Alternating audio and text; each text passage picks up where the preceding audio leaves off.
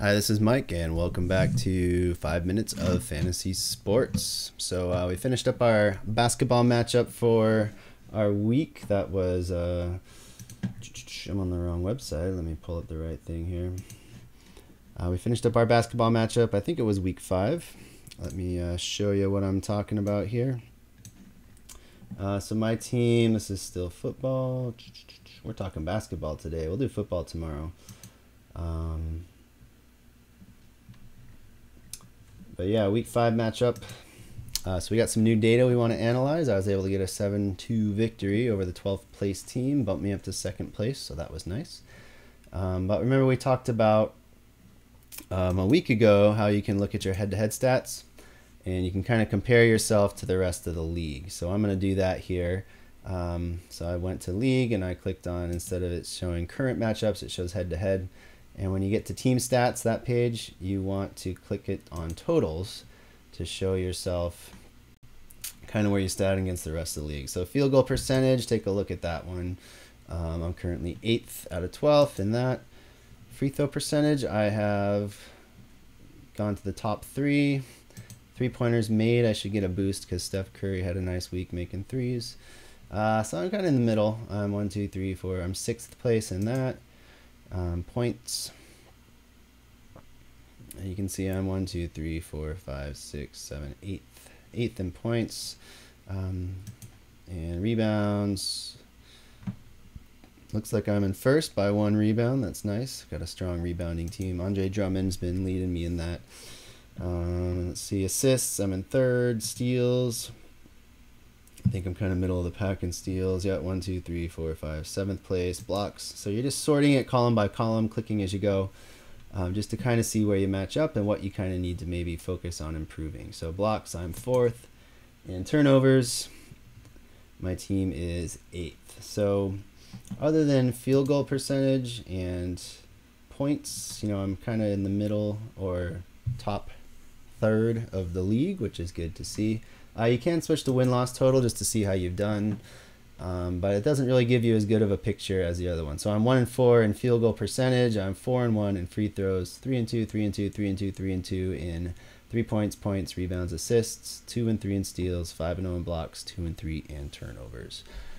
So kind of goes back and forth. So for my team for the matchup for this week, I'm going up against the 11th place team, and things I like to look at, which you can actually see better in the app than you can in the website, is how many total games there are in our matchup. So when I go to the app, I'm going to go to the matchup and it tells you how many games you have left. So I have 36 games remaining. He has 33, and I have Andre Drummond still playing, so that means I'll have 35 after today, and he'll have 33. All right, that can change based on who's out or who's injured, or if he adds a player that has an extra game this week, or I do the same.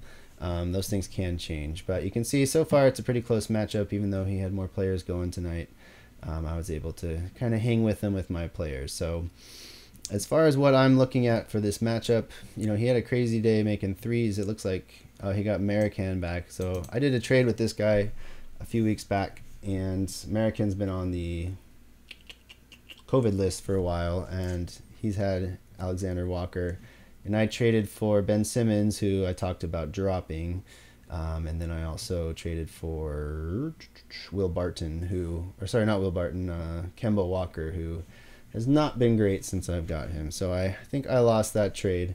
Michael Porter Jr. talked about this the other day. He just found out that he might have some back issue that could jeopardize his season, so he went to get some kind of 2nd or 3rd opinion in Florida or something, and I'm waiting to hear about that. Hopefully it's nothing too serious, but it sounds like it is. So I'm going to keep him on my injured list, and if I need the injured spot, the IL spot for someone better than him, I will trade him out.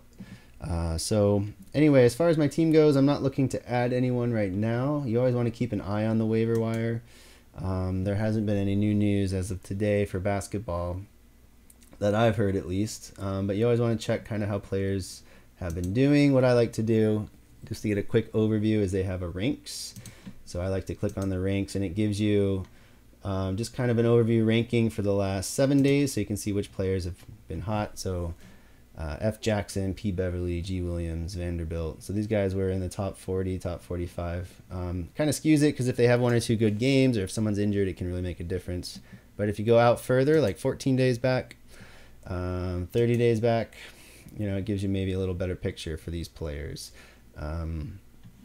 So Niang, Philadelphia's team's been on flux because they had a lot of guys out with COVID and stuff. So the last 14 days, the last 2 weeks, it looks like JaVale McGee's been pretty good. So if you look at his stats, he shoots a high field goal percentage. So for me, that might be worth looking into adding him. Even though he's just, coming off the bench in Phoenix, he's still making a high percentage of his shots, and, he gets rebounds and a few blocks occasionally as well. So yeah, look for your team's need, look over your stats, see how you're doing compared to the rest of the league. You want to stay strong in what you are winning in, but then you also want to see how you can maybe slightly improve your team as well. So anyway, that's what I do to look over my team each week, just to see where I'm at and then see what adjustments I might need to make. If a player is getting hot or someone on my team is starting to lose the hotness, I'll drop them and find someone else. But as of now, I'm in second place. I'm relatively happy with my team. As long as everyone stays healthy, I think I have a good shot. So that's it for today. Thanks everyone, and I'll talk to you tomorrow.